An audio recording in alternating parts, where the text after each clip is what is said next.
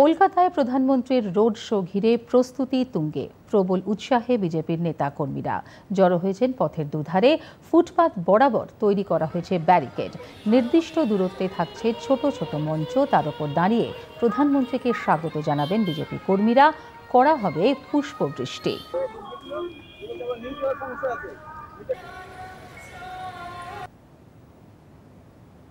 শ্যামবাজার পাঁচমাথার মোড়ে রয়েছেন আমাদের সংবাদদাতা সুপ্রকাশ চক্রবর্তী। সুপ্রকাশ, এই মুহূর্তে সেখানকার পরিস্থিতি আমাদের জানাও।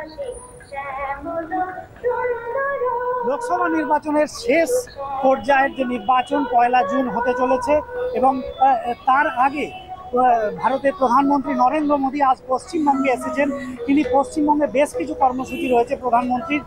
তিনি বারাসাতে এবং বারুইপুরে দুটো জনসভা করবেন এবং তারপর তার আসার কথা শ্যামবাজার পাঁচমাথার মোড়ে, যেখানে আমরা অলরেডি এসে পৌঁছে গেছি।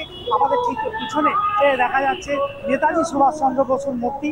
শ্যামবাজার পাঁচমাথার মোড়ে এই নেতাজি মূর্তিতেই মাল্যদান করবেন প্রধানমন্ত্রী এবং সন্ধ্যে 6টা নাগাদ সেই কর্মসূচি নির্ধারিত সময় রয়েছে। তারপর তিনি যাবেন এখান থেকে রোড শো করে যাবেন স্বামী বিবেকানন্দের বাড়ি এবং এই প্রধানমন্ত্রীর যে রোড শো, এই রোড শোকে ঘিরে কিন্তু ইতিমধ্যেই প্রচুর কর্মকর্তা এবং সাধারণ মানুষ আসতে শুরু করেছেন।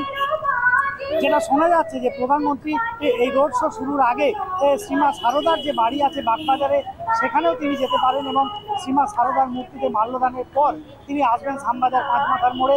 ঠিক এখান থেকেই সেই রোড শো শুরু হবে। যদিও পশ্চিমবঙ্গ পুলিশের পক্ষ থেকে বেশ কিছু অসহযোগিতার অভিযোগ উঠছে। কাল রাত থেকেই যেমন আমাদের দূরদর্শনের যে অভিযান, সেই অভিযান লাগাতে দিতে তারা আপত্তি করছিল। এরকম নানাবিধ অসহযোগিতার একটা অভিযোগ রয়েছে। কিন্তু তারপরেও সাধারণ মানুষ, এমনকি বিজেপি কর্মকর্তারা মনে করছেন যে প্রধানমন্ত্রীর এই রোড শোকে ঘিরে বিপুল জনসমাগম ঘটবে।